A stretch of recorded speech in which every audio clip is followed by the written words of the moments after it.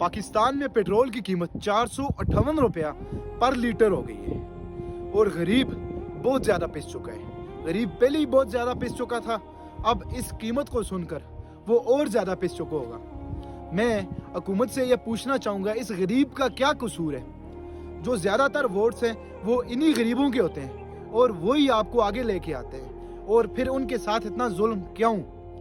एक दिहाड़ीदार बंदा सुबह दिहाड़ी लगाने के लिए घर से निकलता है, अगर वो गांव में रहता है तो वो शहर जाता है, वहाँ जाने के लिए उसका किराया लगता है, और वो अब किराया इतना ज़्यादा हो चुका है कि वो बेचारा दिहाड़ी लगाने के लिए जा ही नहीं सकता, और अगर जाता भी है तो उसको अगर दिहाड़ी नहीं मिलती तो वो किसी से कर्ज उधार लेके वापस अपने घर आता है।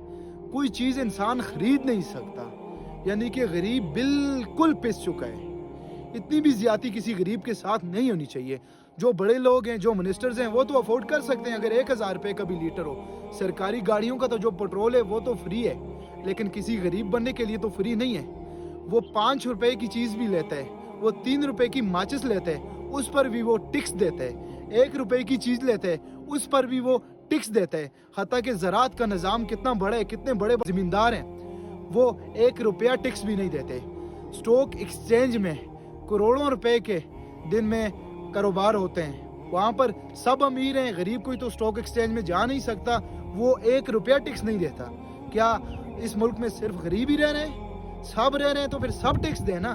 जो गरीब हैं उन पर टैक्सों को कम करना चाहिए, अमीरों पर टैक्सों को ज़्यादा करना चाहिए, लेकिन यहाँ पर तो अमीरों पर टैक्स है ही नहीं। गरीबों के टैक्सों के पैसों से अमीर अय्याशी कर रहे हैं। वो उनकी गाड़ियों के पेट्रोल फ्री हैं, उनकी एवरीथिंग फ्री है, बस यहाँ पे कट रहे तो वो बेचारा गरीब कट रहे।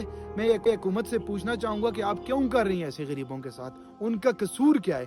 उनका कसूर ये है कि जब कोई जंग होती है तो वो सफ़े अव्वल में खड़े हो जाते हैं। वो अपने मुल्क के लिए अपनी जान भी दे सकते हैं, अपने पाकिस्तान के परचम के लिए वो अपनी नस्लें भी कुर्बान कर सकते हैं।